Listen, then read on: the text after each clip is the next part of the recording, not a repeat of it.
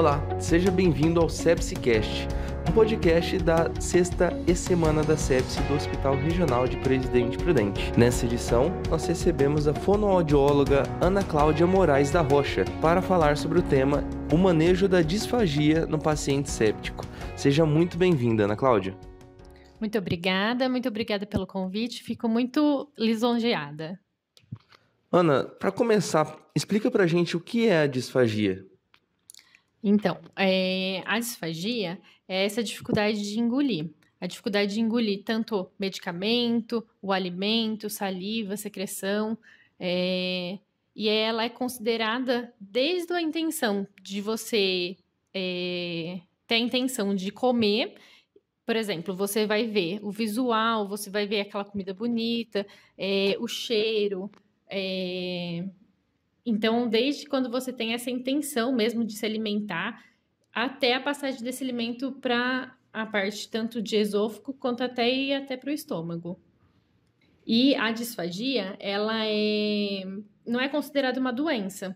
Então, ela é um sintoma. Um sintoma, por exemplo, de alguma coisa neurológica, um AVC ou um TCE, que é um traumatismo crânioencefálico, que acontece muito com acidentes automobilísticos. Também pode acontecer com câncer de cabeça e pescoço. Então, teve uma retirada de um pedaço da língua, ou metade da língua, ou, por exemplo, uma parte da laringe. Então, tudo isso também ocasiona a disfagia. Ou, por exemplo, alguma alteração neuromuscular, uma doença, como a ELA, que é uma esclerose lateral amiotrófica. Então, tudo isso interfere. Então, é considerada uma disfagia. E qual a diferença de atender um paciente séptico com disfagia? A diferença é que o paciente séptico, ele acaba tendo uma infecção, ele é infectado. Tanto pode ser por um foco urinário ou um foco pulmonar, e ele acaba tendo uma alteração, tanto nas funções durante esse quadro de sepse ou após, que daí fica uma sequela. E daí, muitas vezes, esse paciente acaba ficando com uma fraqueza muscular, ele acaba ficando com uma coordenação de respiração, deglutição, principalmente nos COVIDs, que a gente está observando muito, que eles têm essa fraqueza muscular e também tem essa dificuldade de deglutir e respirar. E que daí acaba acontecendo os engasgos, acaba acontecendo de ficar mais acumulado o alimento na boca. Então, ele também acaba acontecendo muita alteração cognitiva.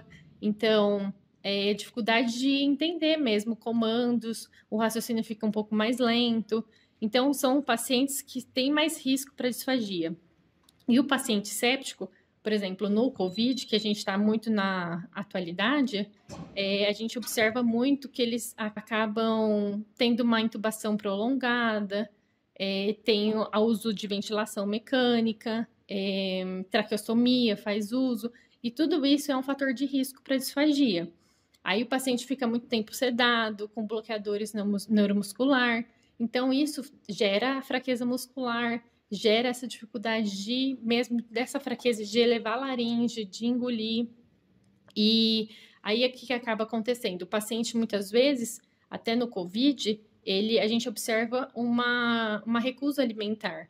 Por quê? Porque o paciente acaba ficando com anosmia ou uma alteração, né, no paladar, no olfato, que é a anosmia e a ageusia, e daí isso compromete, daí acaba virando uma desidratação, tendo uma complicação de desnutrição, porque não aceita muito, tem baixa ingesta oral. Ou seja, afeta totalmente a qualidade de vida da pessoa, né? De todos os problemas que ela já possui derivados do COVID, não se alimentar direito pode estar agravando isso, né? Com certeza, sim, porque daí aí você acaba tendo essa musculatura mais frágil. Tem uma traqueostomia que impede também que tem um fator de risco para deglutir.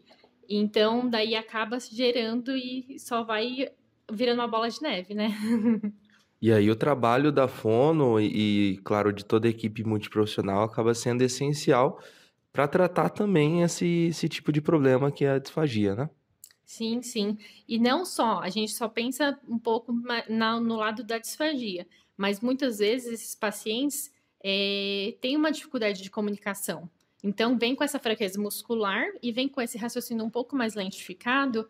Então, a gente vai observando que eles têm alteração tanto para falar, então não consegue entender muito o que ele está falando, a articulação fica um pouco mais imprecisa, fica com uma dificuldade mais de movimentar, de articular, e até fica com uma afasia, que é uns quadros de AVC também que a gente observa, mas também no COVID às vezes pode acontecer também. Então, esses pacientes, eles ficam com essa dificuldade de comunicação, tanto com uma afasia, que é essa dificuldade de entender, de compreender o que está falando, de falar, de escrita,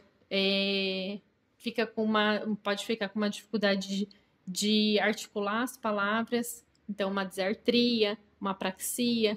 Então a gente observa muito essa dificuldade tanto na comunicação também do paciente, tanto COVID quanto também paciente séptico em geral. E claro, a equipe multi junto com a fono não tem como a gente conseguir evoluir com o paciente, né? Então o médico, a nutricionista. Então, a equipe multi, junto com a fono, né, que faz parte da equipe multi em geral, é muito importante nesses casos sépticos, até na questão do COVID mesmo. Então, tem o médico, tem a enfermagem, tem a nutricionista, o fisioterapeuta, principalmente até o psicólogo, né, porque esses pacientes, eles estão chegando com muita alteração psicológica mesmo, eles ficam muito depressivos, fica com uma alteração mais ansiosos, então eles pedem muito, eu quero beber água, primeira coisa, daí a gente vê o paciente muito acordado e fala, o paciente está acordado falando, vamos lá dar água. Não, tem que ter muito cuidado, porque, igual eu falei, o cognitivo deles, para comandos, o raciocínio é um pouco mais lentificado, e às vezes nessa questão de cognitivo alterado, eles podem acabar tendo um quadro de disfagia, um quadro de dificuldade de deglutição. Então, daí tem que ter mais ainda esse olhar na equipe toda e pedir sempre a avaliação da fono, que é o que a gente trabalha, né, na comunicação e tanto na parte de disfagia, né? Você falou do trabalho de vocês, né, da fono. Como que vocês se adaptaram nesse período de pandemia, né? Tanto no início ali em que era tudo uma novidade, quanto recentemente a gente teve um aumento significativo de casos, né? Então, muito paciente para atender ao mesmo tempo. Como que foi essa adaptação de vocês? A quantidade de pacientes a gente sempre teve bastante pela internação, pelo hospital, né? Número de leitos ser bastante. Mas a gente precisou, nessa pandemia, se adaptar bastante por conta do Covid. Então, eles estão solicitando mais por questões tanto dessa questão de voz mesmo, que eles ficam com uma voz mais rouca, fica com uma voz mais fraca e a comunicação fica ruim às vezes, mas também na questão da deglutição. Agora, o que alterou bastante foi a paramentação, que acho que para todo mundo, a gente já se paramentava com luva, mas a paramentação mais específica para o COVID. Então, no começo a gente ficou bem preocupado, todo mundo meio perdido, mas a gente conseguiu driblar isso. E também a questão da máscara. Então, a máscara atrapalha muito na comunicação, não só com o paciente, mas com toda a equipe. Então, a gente sabe que o decibel, a gente tem uma diminuição, né? Quando a gente fala e quando a gente escuta. Então, isso alterou muito, principalmente com os pacientes que têm uma comunicação já alterada. Então, o visual, ele perceber sua boca, como você está articulando, como você está falando, dando modelo para ele, e também essa questão auditiva. Então, para eles ficaram bem prejudicados. Ana, dentro do trabalho da equipe multiprofissional, é muito importante o diálogo entre a equipe, porque tem algumas situações específicas que podem prejudicar a evolução do paciente, né, uma boa recuperação dele. Sim, sim, com certeza. O diálogo, a comunicação de profissionais, então a equipe está sempre ciente de tudo que está passando, isso é muito importante. Por exemplo, pacientes que ficam entubados e depois acaba precisando de uma traqueostomia. Então, tem a traqueostomia plástica, que tem o cuff. O cuff é para vedar quando está na ventilação. Então, veda a passagem de ar para nariz e boca, para a via aérea superior.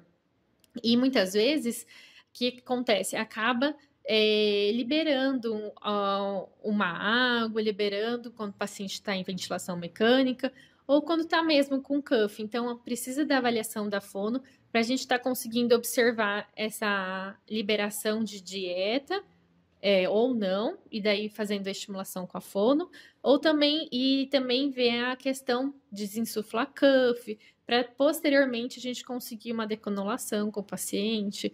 E daí, quando a gente começar uma introdução de via oral, a gente consegue ir pensando uma possível alta para esse paciente com menos dispositivos possíveis, né? Correto, Ana. Então, eu agradeço a sua participação no nosso SepsiCast. Tá? Com certeza deu para entender bastante sobre essa realidade aí da disfagia no paciente séptico. Gostaria de que você desse uma mensagem aí para o pessoal que está aprendendo um pouquinho mais sobre esse universo da sepsi. Primeiramente, eu agradeço pelo convite. A equipe da fonoaudiologia, nós estamos à disposição.